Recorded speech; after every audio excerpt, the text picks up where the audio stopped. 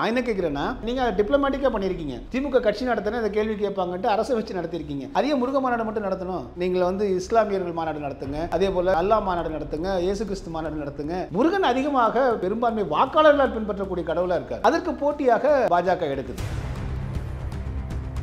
முருகன் இந்துவே கிடையாது. அது நான் உண்மையிலேயே இங்க இருக்கக்கூடிய தமிழ் கடவுள் யாருமே இந்து கிடையாது. அது ஒரு தனி சப்ஜெக்ட். ஆனா அவங்க இந்துன்னு எடுத்துட்டாங்க. இப்போ அதெல்லாம் நாங்க ஏற்கனவே இந்துக்குள்ள சேர்த்திட்டப்பான்னு சொல்லிட்டு இந்துன்னு எடுத்துருக்காங்க. அது அவங்களுடைய கொள்கை முடிவு. இந்தியா முழுவதும் அதான் எடுக்கிறாங்க. ராமர் எடுத்தாங்க, அப்புறம் ஜெகநாத் பூரி ஜெகநாத் எடுத்தாங்க. இங்க முருகனை திமுக எடுத்த காரணத்துல நம்ம எடுப்போம்னு எடுக்கிறாங்க. பியூர்லி பாலிடிக்ஸ்ங்க.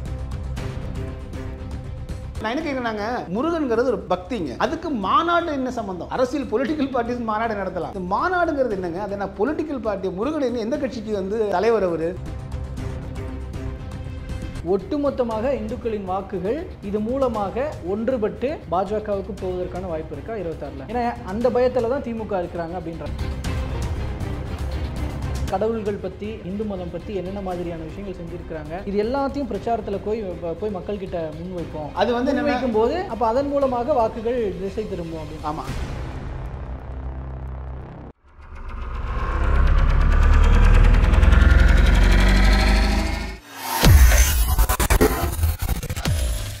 வேலை வேண்டுமா? ப்ளூ ஓஷன் இருக்கிறது. 10th 12th டிப்ளமோ டிகிரி படித்தவர்களுக்கு உணவு, தங்குமிடம், இஎஸ்ஐ, பிஎஃப் இன்சூரன்ஸ் உள்ளிட்ட சலுகைகளுடன் அனுபவத்திற்கேற்ற நல்ல சம்பளம் 15,000 முதல் 30,000 வரை. பெண்களுக்கு முன்னுரிமை. 2,000க்கும் மேற்பட்ட வேலை வாய்ப்புகள் உள்ளன. இப்போதே தொடர்பு கொள்ளுங்கள். Blue ocean.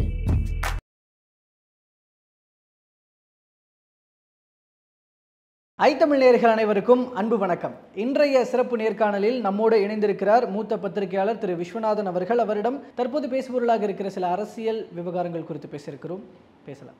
வணக்கம் சார். வணக்கம். வணக்கம். முருகன் மாநாடு, மதுரை முருகன் மாநாடு ஒரு பக்கம் ஆன்மீகத்தை காப்பாற்ற வேண்டும், அப்படிப்பட்ட சூழல் இருக்கிறது அப்படின்னு நயினார் அவர்கள் சொல்றாரு. அதுவே பாஜகவை வளர்க்கத்தான் இத்தகைய ஒரு மாநாட்டை நடத்துறாங்க, இது ஆன்மீகம்லாம் கிடையாது அப்படிங்கிற ஒரு பார்வையை திருமாவளவன் அவர்கள் சொல்றாரு. இந்த இடத்துல இந்துத்துவ அமைப்புகளினுடைய நோக்கம் என்னவாக இருக்கிறது? இந்த மதுரை முருகன் மாநாடுக்கு பின்னாடி என்ன திட்டம் வகுத்திருக்கிறார்கள் நீங்க நினைக்கிறீங்க? இதே திருமாவளவன் ஐயா சொல்லாங்களே, நம்முடைய கேள்வி என்னன்னா, நம்ம ஒரு இரண்டு தரப்புக்கும் தொடர்பற்ற இரண்டு தரப்பையும் ஒரு சம தொலைவில் வைத்துக் கொண்டிருக்கக்கூடிய ஒரு சராசரி ஒரு பத்திரிகையாளரை நான் பார்க்குறோம் அப்படின்னா, அப்போ திமுக எதற்காக முருகன் மாநாடு நடத்தினாங்க? கடவுள் இல்லை என்று சொல்லிக் கொண்டிருக்கக்கூடிய அத்தகைய ஒரு கொள்கையிலிருந்து வந்தவங்க. அது ஒரு அரசு தரப்புல இருந்து நடத்தப்பட்டதாச்சு. அரசு தரப்புல நான் என்ன சொன்னேன், அரசு தரப்புல நீங்க எல்லா விழா ஒரு அமைப்பு, ஒரு கட்சி இதெல்லாம் சார்ந்து இப்ப நடத்த அரசு தரப்புல நீங்க இதே பாரதிய ஜனதா கட்சி இந்திய அரசாங்கத்தை சார்பில் நடத்தினா நீங்க என்ன சொல்ல முடியும் இல்லைங்களா? இப்போ அவங்க அமைச்சர்கள் தான் வர போறாங்க. அப்போ இது இந்திய அரசாங்கத்தின் சார்பில் அவங்க நடத்திட்டு போலாமே. இப்போ நான் என்ன கேட்கிறேன்னா, நீங்க ஒரு தரப்புல நீங்க டிப்ளமேட்டிக்கா பண்ணிருக்கீங்க. திமுக கட்சி நடத்தினா இந்த கேள்வி கேட்பாங்கன்ட்டு அரசை வச்சு நடத்திருக்கீங்க. அதே முருக மாநாடு மட்டும் நடத்தணும். நீங்கள் இஸ்லாமியர்கள் மாநாடு நடத்துங்க, அதே போல நீங்க அல்லாஹ் மாநாடு நடத்துங்க, இயேசு கிறிஸ்து மாநாடு நடத்துங்க, அதே போல புத்தர் மாநாடு நடத்த வேண்டியதானே? அது ஏன் குறிப்பா நீங்க முருகன் மாநாட்டை திமுக நடத்த வேண்டும்? அப்ப அவர்களுக்கு பக்தியை வளர்த்துறதா? தமிழ்நாடு அரசாங்கத்துக்கு முருகனுடைய பக்தியை மட்டும் வளர்த்துவதுதான் நோக்கமா? சிவன் இல்லையா? கொற்றவை இல்லையா? எத்தனை குலதெய்வங்கள் இருக்காங்க. அவங்களோட முருகன் ஏன் உங்களுக்கு முக்கியமா போனாங்க? முருகன் அதிகமாக பின்பற்றப்படக்கூடிய, அதிக பெரும்பான்மை மக்களால் பின்பற்றப்படக்கூடிய, பெரும்பான்மை வாக்காளர்களால் பின்பற்றக்கூடிய கடவுளா இருக்காரு. அதற்கு முன்னாடி அதை எடுத்தது சீமான் தான் எடுத்தார். முதலாக அவர் எடுத்துட்டாருன்னா, அவருக்கு தமிழ் தேசியங்கிற பேர்ல முருகனை எடுக்கிறாரு. அப்ப தமிழ் தேசியங்கிற பேர்ல முருகன் பக்கம் போகக்கூடிய வாக்குகள் தமிழ் தேசிய வாக்குகளுக்கு போயிடும். அப்ப திராவிட இயக்கங்களுக்கு திமுகவுக்கு வாக்குகள் வராது அப்படிங்கிறதுனால தங்களுடைய ஒன்றே குலம் ஒருவனே தேவன் அப்படிங்கிற கொள்கையை விட்டுட்டு இன்னைக்கு ஏராளமான கடவுள்கள், ஏராளமான தெய்வம்ங்கிற அந்த கொள்கைக்கு இப்ப முருகன் அவங்க கையில் எடுத்தாங்க. அதற்கு போட்டியாக பாஜக எடுக்குது. பாஜகவுடைய தொடக்கத்திலேயே சொன்னதாங்க, பாஜகவுடைய இந்துத்துவம் தாங்க அவங்களுடைய கொள்கையங்க.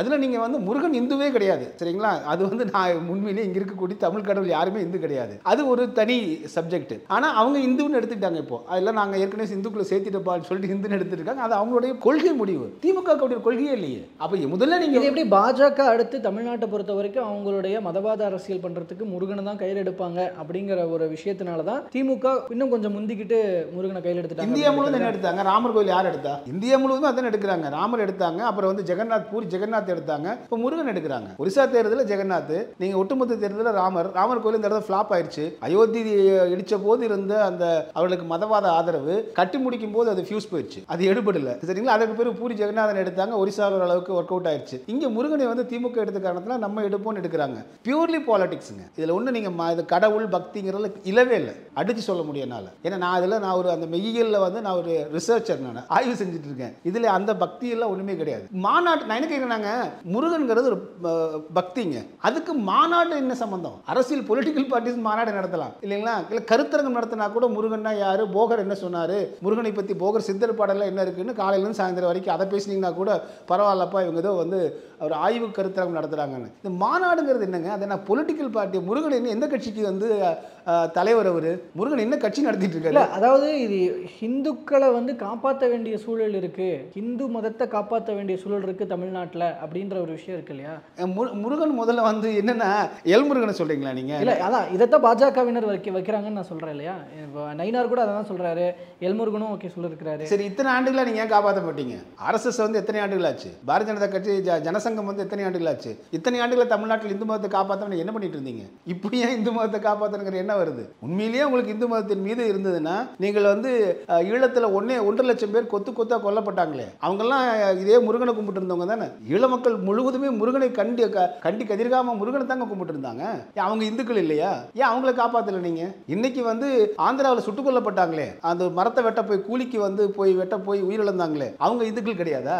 மீனவர்கள் வந்து தொடர்ந்து வந்து பிடிச்ச கைது பண்ணி போட்டெல்லாம் உடைச்சிட்டு இருக்காங்களே, அவங்க இந்துக்கள் இல்லையா? அப்ப இத்தனை ஆண்டுகள் ஜனசங்கம் ஆரம்பிச்ச காலத்திலிருந்து RSS தொடங்கிய காலத்திலிருந்து நீங்கள் தமிழ்நாட்டில் இந்துக்களை காப்பாற்ற என்ன பண்ணீங்க? இங்க உங்க இயக்கம் செயல்படாம இருக்கா என்ன? RSS இங்க செயல்படுது, இந்து முன்னணி செயல்படுது, இந்து மக்கள் கட்சி செயல்படுது, பாரதிய ஜனதா கட்சி செயல்படுது, 200 அமைப்புகள் இங்க செயல்படுது, RSS உடைய கிளை அமைப்புகள், துணை அமைப்புகள்லாம். அப்ப எத்தனை நாளா நீங்க இந்து மதத்தை காப்பாற்ற மாட்டீங்க? இப்பயே முருகன் எடுக்கிறீங்க இல்ல? அது எலெக்ஷனுக்கு ஒரு வருஷம் முன்னாடி. அவ்வளவுதான். இது அதான் சொல்ல பியூர்லி பாலிடிக்ஸ். அது போட்டிக்கு இப்ப அரசியல் பண்றாங்க. போட்டிக்கு அரசியலுக்கு வந்து தமிழர்களை ஏய்ப்பதற்கான ஒரு வேலையா தான் நான் பார்க்கிறேன். இது மூலமாக இப்போ திமுகவுக்கு ஆதரவளிக்கிற இந்துக்களினுடைய வாக்குகள் முதற்கொண்டு திமுக வாக்கு வங்கியிலிருந்து வெளியில இருக்கிற இந்துக்களினுடைய வாக்குகள் வரைக்கும் ஒட்டுமொத்தமாக இந்துக்களின் வாக்குகள் இது மூலமாக ஒன்றுபட்டு பாஜகவுக்கு போய்விடும் அப்படிங்கிற ஒரு சூழல் கண்டிப்பா 26ல நடக்க வாய்ப்பு இருக்கா? நீ அப்படி பார்த்தா ராமருக்கே போயிருக்கணும். இங்க ராமரை வழிபடக்கூடியவங்க நிறைய பேர் இருக்காங்க. ஏன்னா அந்த பயத்துல தான் திமுக இருக்கிறாங்க அப்படின்றாங்க. இல்ல, திமுகவுக்கு இருக்கக்கூடிய பயம் என்று சொல்வதை விட அவங்க வந்து நீங்க நாம் தமிழர் கட்சி சீமான் முருகனை எடுத்த போதே அவங்க வந்து அவங்களுக்கு அந்த அச்சம் வந்துருச்சுங்க. வாக்குகள் போகக்கூடாதுன்னு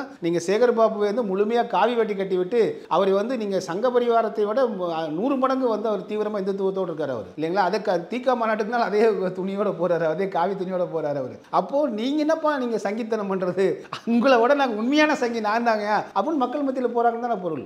இதுதானே? இல்ல உடனே அவங்க பாஜக நீ வந்து போட்டிக்கு வராதப்பா, நாங்கள் காலங்காலமா சங்கிப்பா, நாங்க தான் எங்களுக்கு ஓட்டு வாங்குவோம் அப்படின்னு வர்றாங்க. இந்த 2 சங்கிகளும் சேர்ந்து இப்போ வந்து வாக்கு வங்கிக்காக இந்து எதிர்ப்பாளர்கள் கிடையாது, நாங்க அனைவருக்குமானவர்கள்னு அந்த. அப்புறம் நீங்க இவ்வளவு தூரம் நீங்க வந்து 3000 குடமுழுக்கு நாங்க தான் பண்ணணும், நாங்க தான் முருக மாநாடு நடத்த நீங்க பெருமை பேசுறீங்க. அவங்க அதை இப்போ நல்லா ஒன்று புரிஞ்சுங்க. இவங்க தொடங்கி வைக்கிறாங்க, அவங்க வந்து அடுத்தது வந்து பின்தொடர்றாங்க. இவங்க அவங்க ஆடங்கள் தான் இருந்துட்டு இருக்குது. இவங்க வாசிக்கிறாங்க, அவங்க ஆடுறாங்க. இது 2 பேருமே நீங்க திராவிட அதே போல இந்த பாரதிய ஜனதா கட்சியினுடைய இந்த ஒரு நிலைப்பாடு வந்து வாக்கு வங்கி அரசியலாக தான் பார்க்கணும். என்ன சொல்றேன்னா உண்மையிலேயே நீங்க பக்தி வளர்த்துறீங்களா? 2 பேரும் போட்டு வளர்த்துங்க, யார் வேண்டான்றா. இல்ல அப்ப நான் கேட்ட அந்த இந்துக்களின் வாக்குகள் இதன் மூலமாக பெரும்பான்மையான அளவுக்கு பாஜகவுக்கு போவதற்கான வாய்ப்பு இருக்கா 26ல? இல்ல, நீங்க அப்படி ஒரு வாய்ப்பு இல்லைங்க. நீங்க தமிழ்நாட்டில் ஹிந்து மதம் அப்படிங்கிற அடிப்படையில் வாக்குகள் விழுகாது. தெள்ள தெளிவாக புரிஞ்சுக்கோங்க.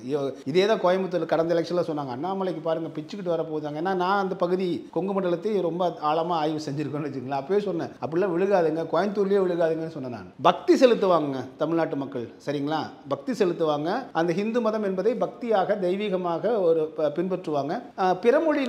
பிற மதத்தினுடைய ஆதிக்கம், மதமாற்றம் அது போன்றது வர வேண்டாம் அப்படிங்கிற அந்த லெவலில் தான் நிற்பாங்க. அதுக்கு முரட்டுத்தனமாக பண்ண மாட்டாங்க. ஆனால் அதுக்காக நீங்கள் வாக்கு வங்கியாகலாம் மாறி வந்து ஒரே இடத்துக்கு விழுகும், பாஜகவுக்கு விழுகும், திமுகவுக்கு விழுகும் இல்ல. அந்தந்த கட்சியில் இருக்கக்கூடியவங்க வாக்களிப்பாங்க. தமிழ்நாட்டு மக்கள் ஆன்மீகத்தையும் அரசியலையும் தனித்தனி கலக்க மாட்டாங்க. ஏன்னா நீங்க அதுக்கு என்ன காரணம் சொல்றீங்க? இதே நீங்க வந்து சமணத்திற்கும் வந்து சைவத்திற்கும் வைணவத்திற்கும் ஏற்பட்ட பாதிப்புகளால் இழந்ததெல்லாம் நீங்க வந்து பாத்தீங்கன்னா கடந்த கால வரலாறுகள் இன்னும் நீங்க வந்து வரலாறுகள் நீடிச்சிட்டு இருக்கு. அதனால நீங்க இப்ப நினைச்சிட்டு இருக்காங்க நிறைய பேர் கிறிஸ்தவ இஸ்லாமிய மதத்துக்கு எதிராக மட்டும்தான் தமிழர்கள் வந்து மதவாதம் பேச மாட்டேங்கிறாங்க. இல்லைங்க, இதுக்கு நீங்க சமண மதம் வந்து இங்க வந்து மிகப்பெரிய வந்து சைவத்தை வந்து மிகப்பெரிய சப்ரஸ் பண்ணாங்க. அப்போ அது மாபெரும் சண்டையாக மாறுச்சு. அப்போ வைணவத்துக்கும் சைவத்துக்கும் இடையே நடந்திருக்கு. அதனால் ஏற்பட்ட இழப்புகள், அதனால் ஏற்பட்ட வலிகள், அதனால தான் வந்து மதம் இங்கே வந்து சாதியும் மதமும் சமயம் பொய் என்று ஆதிக நடத்தி அருட்பெருஞ்சோதின்னு வள்ளலார் சொல்றது நீ கேட்குறாங்க. நீ இது விட்டுருப்பா, அது வழிபாடுப்பா, அதுக்கு உனக்கு ஓட்டு வேணுமா, நீ என்ன செய்கிறேன்னு சொல்லு, நாங்கள் ஓட்டு போடுறேன், நீ சரியில்லையா அவனுக்கு கொடுப்போம். இதுதான் தமிழ்நாட்டு மக்களுடைய மென்டாலிட்டியை தவிர இந்து என்கிற பெயரில் வாக்கு வங்கியாக ஒன்றெல்லாம் இங்கே கூடி வந்து யாருக்கும் விழுகாது. அது இது முடிஞ்சதுக்கு அப்புறம் இந்த மாநாட்டிலையும் சரி, மாநாடு முடிஞ்சதுக்கு அப்புறம் நடக்க போற தேர்தல் பிரச்சாரங்கள்லையும் சரி, திமுகவினரும் திமுக அமைச்சர்களும் குறிப்பாக இப்போ பொன்முடி போன்றவர்களாம் இந்த சைவம் வைணவம் பற்றிலாம் என்ன பேசினாங்க, இதுக்கு முன்னாடி கடவுள்கள் பற்றி இந்து மதம் பற்றி என்னென்ன மாதிரியான விஷயங்கள் செஞ்சுருக்கிறாங்க, இது எல்லாத்தையும் பிரச்சாரத்தில் போய் மக்கள்கிட்ட முன்வைப்போம். அது வந்து வைக்கும் போது அப்போ அதன் மூலமாக வாக்குகள் திசை திரும்பும் அப்படின்னு. ஆமாம், அது என்னன்னா அது இப்போ திசை திரும்புறதுல அது திமுகவுக்கு பாதிப்பு ஏற்படும். இந்த முறை இதற்கு முன்பு கலைஞர் காலத்திலலாம் அப்படி ஏற்பட்டிருக்குன்னு சொல்ல முடியாது. என்ன காரணம்னா எப்போவுமே திமுக வந்து கடவுள் எதிர்ப்பு மத எதிர்ப்புன்னு இருக்குங்க. அது குறிப்பாக இந்து எதிர்ப்புன்னு இருக்கும். மற்ற மதங்களை விட இந்துத்துவத்தை அதிகமாக எதிர்ப்பாங்கிற ஒரு பேர் வந்து திமுகவுக்கு இருக்குது. ஆனால் இந்த முறை என்னென்னா ஏற்கனவே திமுக மேலே வெவ்வேறு அதிருப்திகள், சட்டம் ஒழுங்கு அது போன்ற நிறைய அதிருப்திகள் இருக்குது. அந்த நேரத்தில் இவங்க பற்ற வச்சாங்கன்னா அதுக்கு இன்னும் கொஞ்சம் திமுகவிற்கு கொஞ்சம் பாதிப்பை ஏற்படுத்தும். குறிப்பாக பொன்முடி பேசியது அது போன்றதெல்லாம். ஆனால் கடைசி நேரத்தில் அவர் நாங்கள் தவறு செஞ்சுட்டோம் மன்னிச்சிட்டோம்னு கேட்டால் கூட மக்கள் அதையும் வந்து மாறுறதுக்கு வாய்ப்பு இருக்குது. அது ஒன்றும் அது பெரிய மாபெரும் குற்றமாக யாரும் நினைக்கிறது இல்லை. ஏன்னா இன்னைக்கு திராவிட கழகத்தினர் வந்து அவர்கள் கடவுள் மறுப்பாளர்கள், நீங்கள் வந்து இங்கே நிறைய வந்து ஏற்கனவே கொச்சைப்படுத்திலாம் பேசியிருக்காங்க. அதே ஒரு கடவுள் மறுப்பாளராக சொல்லிட்டு போகிறான்னு கடந்து போயிடுவாங்களே தவிர போய் மல்லு கட்டிக்கலாம் நிற்க மாட்டாங்க. அதனால் அதெல்லாம் வாக்கு வங்கிகளாக மாறுவதற்கோ அல்லது திமுகவிற்கு இதனால் இந்த இந்துத்துவத்தினால் பாஜகனுடைய முருகமாநாட்டினால் திமுகவிற்கு மிகப்பெரிய சரிவெல்லாம் ஏற்படாத வாக்கு வங்கிகளில் கொஞ்சம் மாறலாம். அது ஏற்கனவே இருக்க அதிருப்தியோடு சேர்ந்து இது வந்து மாறும். அவ்வளோதான், கொஞ்சம் இதுவும் சேர்ந்து ஆட் ஆன் ஆகிக்கும். அவ்வளோதான். ஸோ பொறுத்திருந்து பார்க்கலாம் சார். பல்வேறு அரசியல் நிகழ்வுகள் அண்ட் சம்பவங்கள் சார்ந்த உங்களோட பார்வைகளை கருத்துக்களை பகிர்ந்திருக்கீங்க. ரொம்ப நன்றி. நன்றி, வணக்கம்.